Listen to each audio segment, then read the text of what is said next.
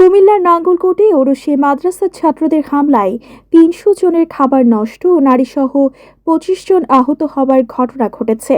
বুধবার দুপুরে উপজেলার হেসাখাল ইউপির হিয়াজোড়া গ্রামের মরহুম সুবেদার আব্দুর রহিম মাইজ ভান্ডারীর ২৬তম মৃত্যুবার্ষিকী উপলক্ষে ওরসে ও গান বাজনার সময় এই ঘটনা ঘটে। আহতদেরকে বিভিন্ন হাসপাতালে চিকিৎসা দেওয়া হয়েছে। তার মধ্যে গাজীপুর জেলার কাশিমপুর উপজেলার পানিশাইল গ্রামের আব্দুর রহমানের ছেলে সোহেল রানার মাথায় দেশীয় অস্ত্রের আঘাতে ৫টি সেলাই ও কুমিল্লার হোমনার পথের গান্ধী গ্রামের রাজু চৌধুরীর ছেলে শাহিন সরকার হিয়াজুরি বাউল শিল্পের শরীরের বিভিন্ন স্থানে আঘাত করে। প্রথমে স্থানীয়রা আহতদের উদ্ধার করে নাঙ্গলকোট উপজেলা ৫০ শয্যা হাসপাতালে ভর্তি করে। বিষয়টি নিশ্চিত করেছেন দায়িত্বরত ডাক্তার গোলাম মোস্তফা। বাউল শিল্পী শাহিন সরকার ও সোহেল রানা বলেন, কয়েক বছর ধরে দেশের বিভিন্ন জায়গা থেকে আব্দুর রহিমের ভক্তরা এখানে এসে ওরস ও গান বাজনার আয়োজন করতেন। এটি ২৬তম ওরস। সকালে বিভিন্ন উপজেলা ও জেলা থেকে নারী ও পুরুষগণ আসতে থাকেন। তাদের জন্য দুপুরের খাবার রান্না করা হয়। একদল ওহাবি এসে এলোপাতাড়ি তাণ্ডব চালিয়ে প্রথমে সৈয়দ গোলাম মঈন উদ্দিন টিপু হিয়াজুরির বাড়ির গেট, বাড়িঘর ভাঙচুর ও ভক্তদের ওপর হামলা চালিয়ে রান্না করা খাবার নষ্ট করে ফেলে দেন। সৈয়দ গোলাম মঈন উদ্দিন টিপু হিয়াজুরি বলেন, তার দাদা হুজুর সুবেদার আব্দুর রহিম মাইজ ভান্ডারের ২৬তম মৃত্যুবার্ষিকী উপলক্ষে ওরস মাহফিলের আয়োজন করা হয়।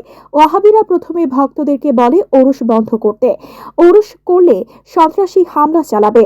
বর্তমানে হামলায় আহতদের মধ্যে মিনারা আক্তার ও ইসরাত ঢাকা মেডিকেল কলেজ হাসপাতালে, রওশনারা চট্টগ্রাম মেডিকেল কলেজ হাসপাতালে, জামশেদ রাঙামাটি সরকারি হাসপাতালে, শাহনাজ এবং আমিনা ২৫০০ সরকারি হাসপাতালে, হাজেরা ও নূরজাহান সাভার মেডিকেল হাসপাতালে, শফিক এবং খায়ের বরিশাল মেডিকেল হাসপাতালে, আব্দুল খালেক ও তার স্ত্রী গ্যান্ডারিয়া মেডিকেল কলেজ হাসপাতালে, বাবলু তার স্ত্রী টঙ্গী সরকারি হাসপাতালে ভর্তি রয়েছেন।